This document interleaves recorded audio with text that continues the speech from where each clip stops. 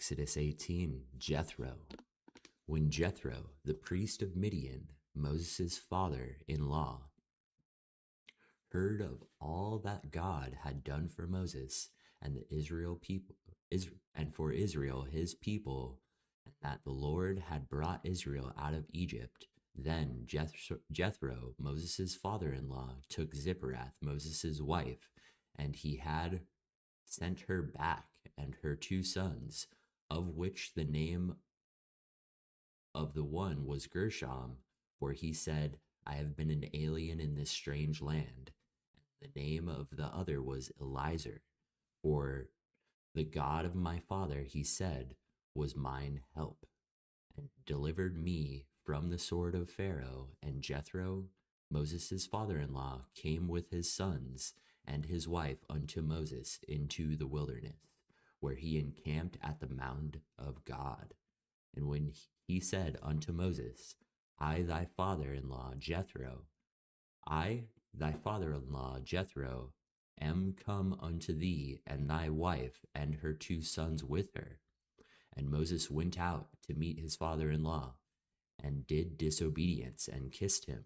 And when they asked each other of their welfare, they came into the tent. And Moses told his father-in-law that the Lord had done unto Pharaoh and to the Egyptians for Israel's sake all that the travail that had come upon them by the way, and how the Lord delivered them.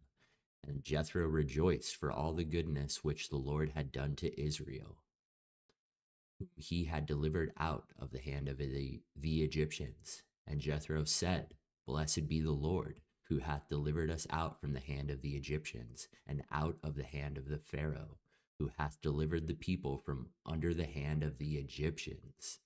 Now I know that the Lord is greater than all gods.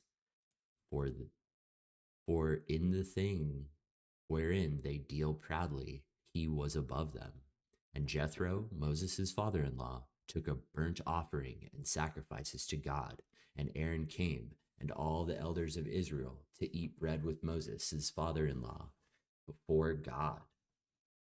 And it came to pass on the morrow that Moses sat to judge the people, and the people stood by Moses from the morning unto the evening. And when Moses' father-in-law saw that he did to the people, he saw all that he did to the people, he said, What is this thing that thou doest to the people? Why sittest thou thyself alone, and all the people stand before thee from morning unto even? And Moses said unto his father-in-law, Because the people come unto me to inquire of God, when they have the matter, they come unto me, and I judge between one another. And I do not make them known that the statuses of God and his law. And I do make them know the statuses of God and his law. And Moses' father-in-law said unto him, The thing that thou doest is not good. Thou wilt surely wear away both thou and this people that is with thee. For this thing is too heavy for thee. Thou art not able to perform it thyself alone. Hearken now unto my voice. I will give thee counsel, and God shall be with thee. Be thou for the people of Godward, that thou mayest bring the cause unto God. Thou shalt teach them ordinances of laws, and thou shew them the way wherein they must walk, and the work that they must do. Moreover, thou shalt provide out of the people able men, such as fear God, men of truth, hating covetousness, and place such over them to be rulers of thousands, and rulers of hundreds, and rulers of 50s, and rulers of 10s. And let them judge the people at all seasons. And it shall be that every great matter they shall bring unto thee, but every small matter they shall judge.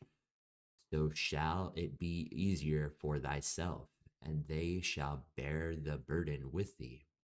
If thou shalt do this thing, and God command thee so, then thou shalt be able to endure, and all this people shall also go in the place in peace. So Moses hearkened unto the voice of his father in law, and did all that he had said. And Moses chose able men out of Israel, and made them heads over the people, rulers of thousands, rulers of hundreds, rulers of fifties, and rulers of tens. And they judged the people at all season, the hard causes they brought unto Moses, but every small matter they judged themselves. And Moses let his father-in-law depart, and when he went his way into his own land. That's kind of weird. I don't know. I feel like Moses' father-in-law was kind of power hungry.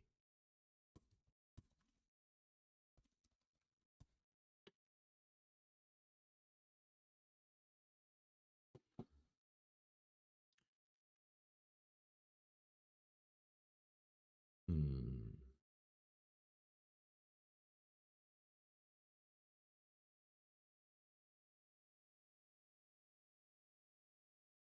Hmm.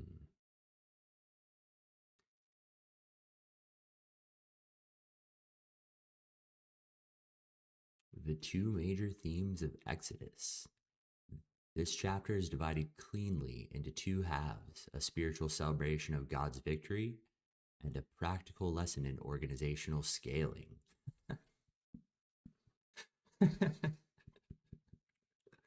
Jethro hears about the spectacular ways Yahweh rescues Israel from Egypt, the plagues, the Red Sea parting, the water from the rock, and the travels to the Israeli desert camps to bring Moses' wife and son back to him. Moses greets his father-in-law with deep cultural respect, bowing and kissing him, and brings him into his tent.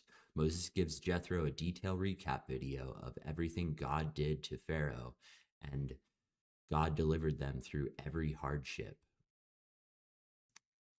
Jethro, a priest of a different Midianite deity, is completely blown away. He declares, "Now I know that Yahweh is greater than all gods." Jethro offers sacrifices and burnt offerings directly to Yahweh, and Aaron, the elders of the Israelites of Israel, join him for a massive sacrificial meal.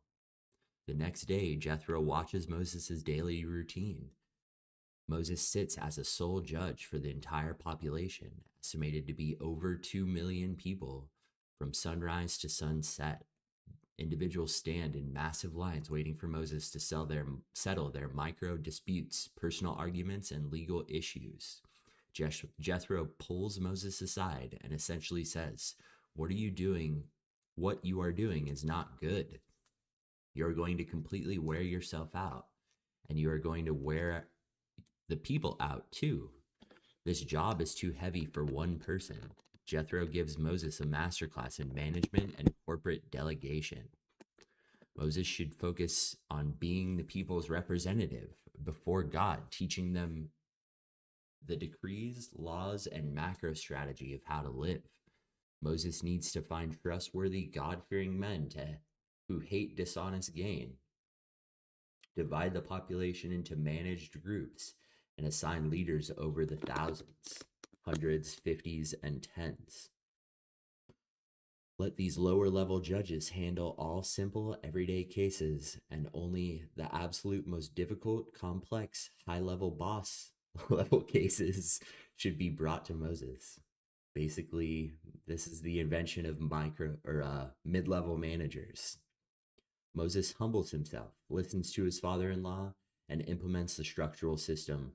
With a functional government finally in place, Jethro returns home to his own land. I guess that's good that Jethro left.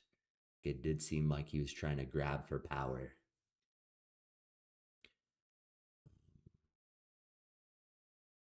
Kind of highlights the danger of the do it myself mentality. Moses was a chosen prophet who could part the seas, but he was still failing at basic human time management. It highlights that even the most gifted leaders will experience severe burnout without a team.